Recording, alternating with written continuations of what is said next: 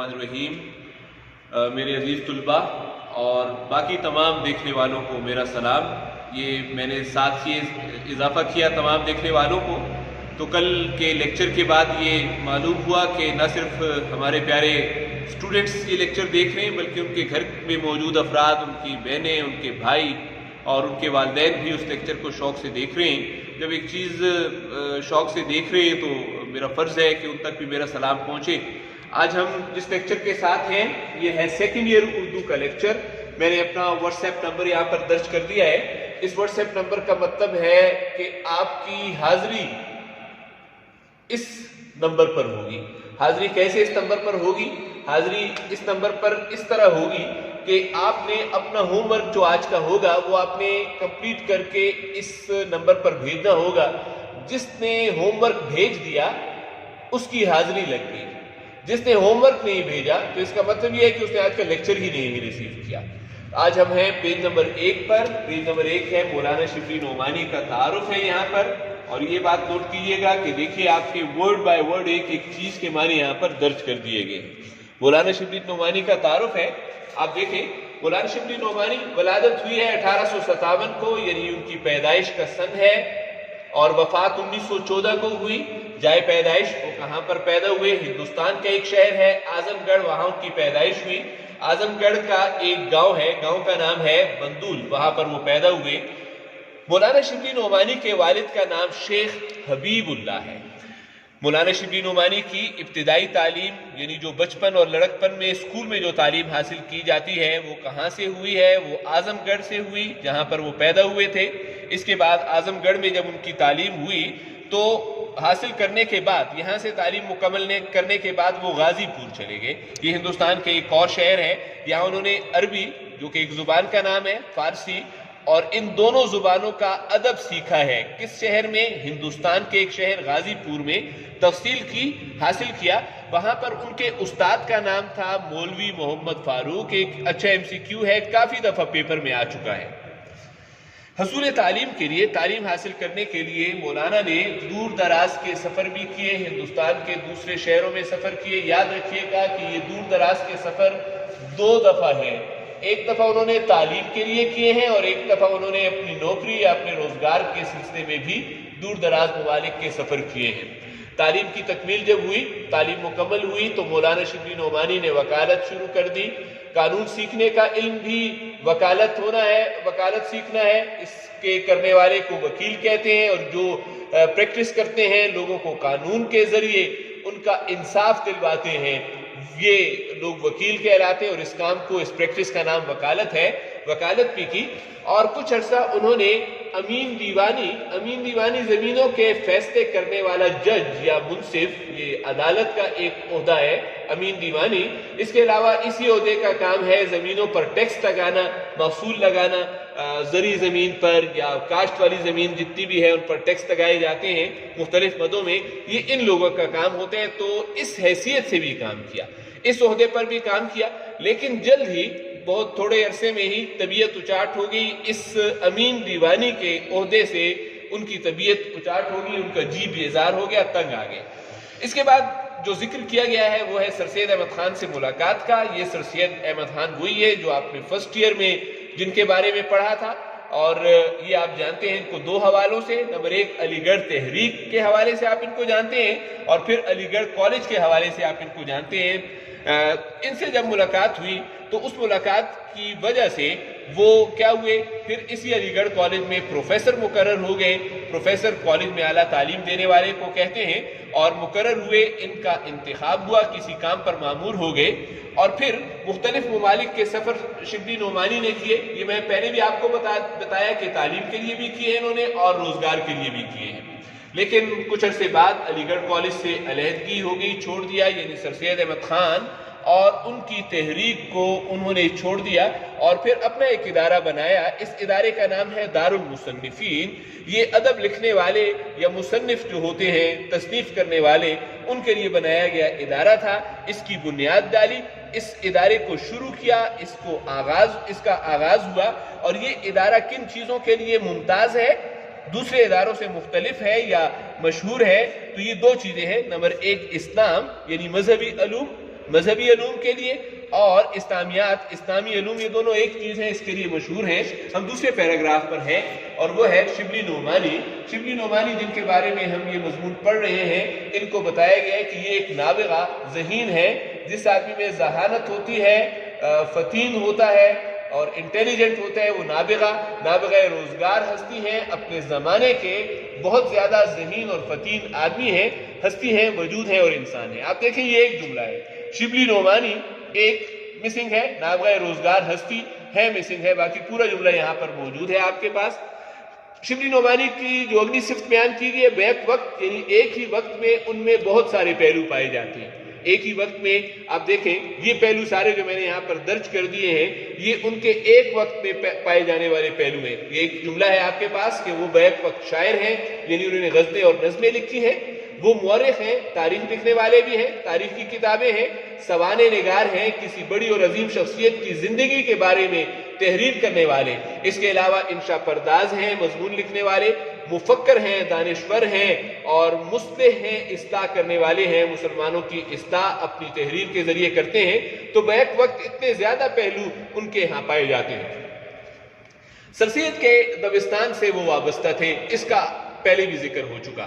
سر سید کا دبستان اصل میں بچے سکول آف تھاٹ کو کہتے ہیں، ایک ہی خیال رکھنے والے، ایک ہی نظریہ رکھنے والے، ایک ہی سوچ رکھنے والے لوگ اکٹھے ہو جاتے ہیں۔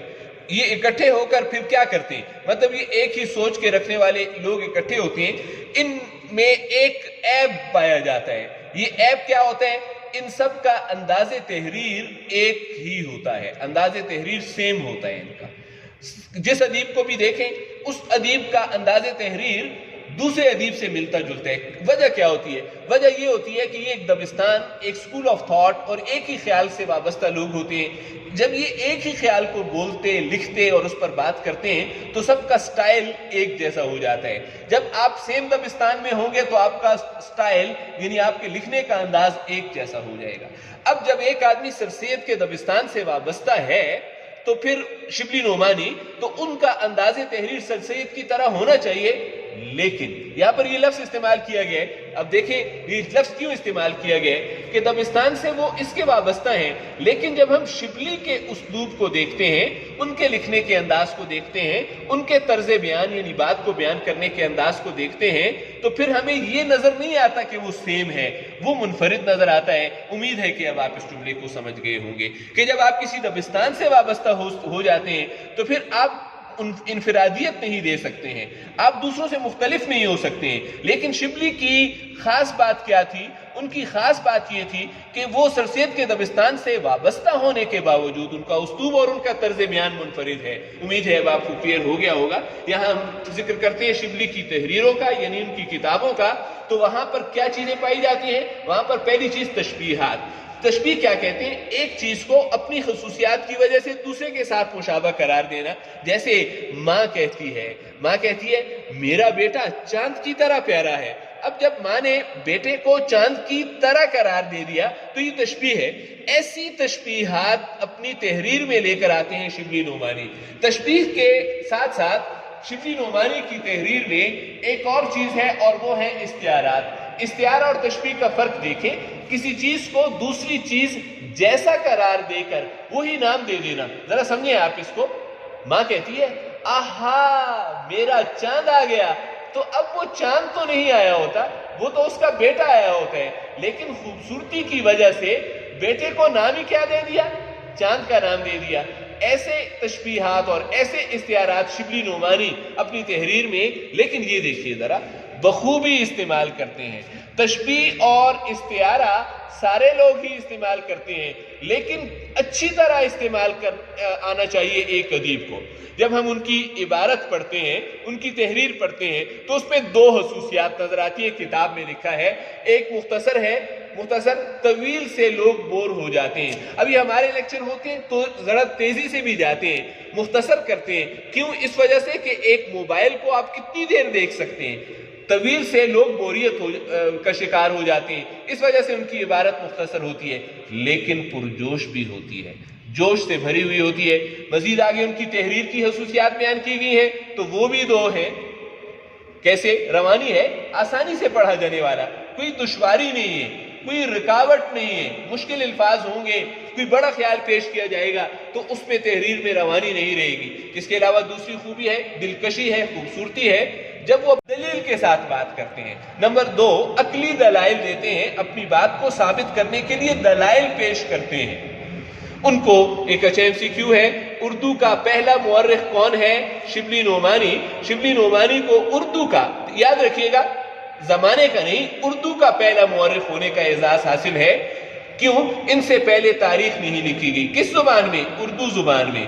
باقی تھی، فارسی میں بھی تھی، عربی میں بھی تھی، لیکن اردو زبان کا پہلا مورخ جو ہے وہ شبلی نعمانی ہے۔ تاریخ نگاری، جب ایک انسان تاریخی واقعات لکھتا ہے تو اس کی بنیاد میں، اس کے شروع میں اس کو کن باتوں کا خیال رکھنا ہوتا ہے؟ شبلی نے بھی رکھا۔ نمبر 1، تحقیق سے آپ بات کریں، آپ صرف سچے واقعات لے کر آئیں، جھوٹے واقعات لے کر نہ آئیں۔ اور دوسرا، جب کوئی واقعہ بیان کریں تو اس کا سند موجود ہونا چاہیے، ہر واقعے کا ثبوت ہونا چاہیے۔ جب جھوٹا واقعہ ہوگا تو اس کو کوئی سند نہیں ہوگا۔ تو یہ ان کے پاس، یہ ان کی تاریخ نگاری کی خصوصیت تھی۔ آگے چل کر شبلی نعمانی کے سب سے بڑے کارنامے کا ذکر کیا گیا ہے۔ سب سے بڑا کارنامہ یعنی ان کا بڑا کام کیا ہے؟ سیرت النبی، حضور پاک صلی اللہ علیہ وآلہ وسلم کی زندگی پر لکھی گئی کتاب سیرت النبی کو شبلی نعمانی کا بڑا کارنامہ قرار دیا گیا۔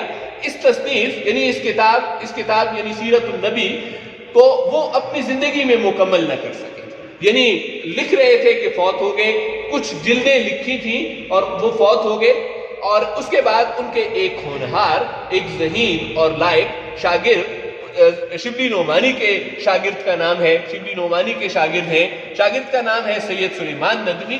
انہوں نے تکمیل کی، انہوں نے اس کو مکمل کیا، اور اس کے بعد آخری حصے میں جو ہیں وہ تصانیف یعنی ان کی کتابوں کا ذکر ہے۔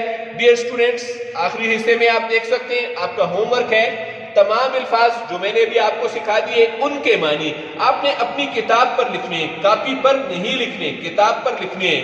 اور کس پین کے ساتھ؟ ریڈ یا گرین مارکر، پوائنٹر یا بال پوائنٹ کے ساتھ آپ نے تحریر کرنے ہیں۔